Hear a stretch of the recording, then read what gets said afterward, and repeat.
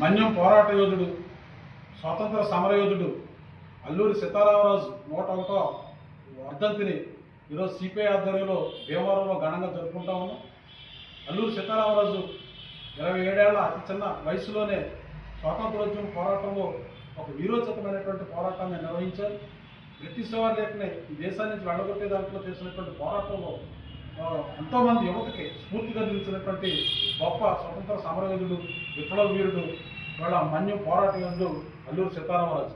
వాళ్ళ ప్రధానంగా అడ్డదేగల, అనకాపల్లి లాంటి ప్రాంతాల్లో వాళ్ళ ఆదివాసీ గిరిజనుల్ని చైతన్యవంతులు చేసి వాళ్ళ బ్రిటిష్ వాళ్ళ దోపిడీకి వ్యతిరేకంగా వాళ్ళకి గెరిల్లా పద్ధతిలో యుద్ధ పోరాటాలు నేర్పి వాళ్ళ గెరిల్లా పోరాటానికి వాళ్ళని చైతన్యవంతులు చేసి వాళ్ళ శ్రమ దోపిడీకి వ్యతిరేకంగా గిరిజనుల పక్షాన పెద్ద ఎత్తున పోరాటాలు జరిపి మన్య విప్లవీరుడిగా పేరు తెచ్చుకోవడం జరిగింది.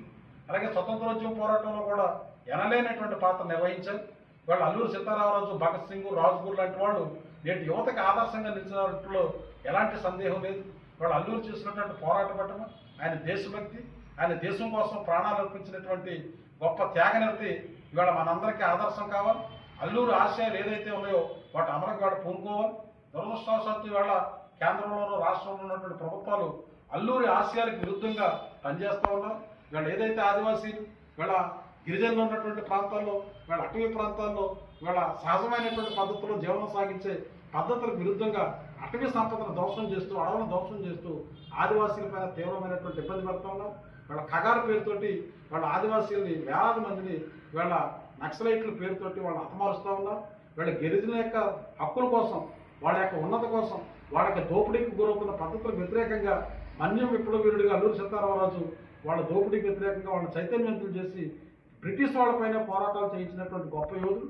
ఇవాళ స్వపరిపాలనలో కూడా ఆదివాసీలకి సరైనటువంటి హక్కులు కానీ వాళ్ళకి సంబంధించినటువంటి దోపిడీ కూడా యథేచ్ఛగా సాగుతూ ఉండడం సరైనటువంటి పద్ధతి కాదు.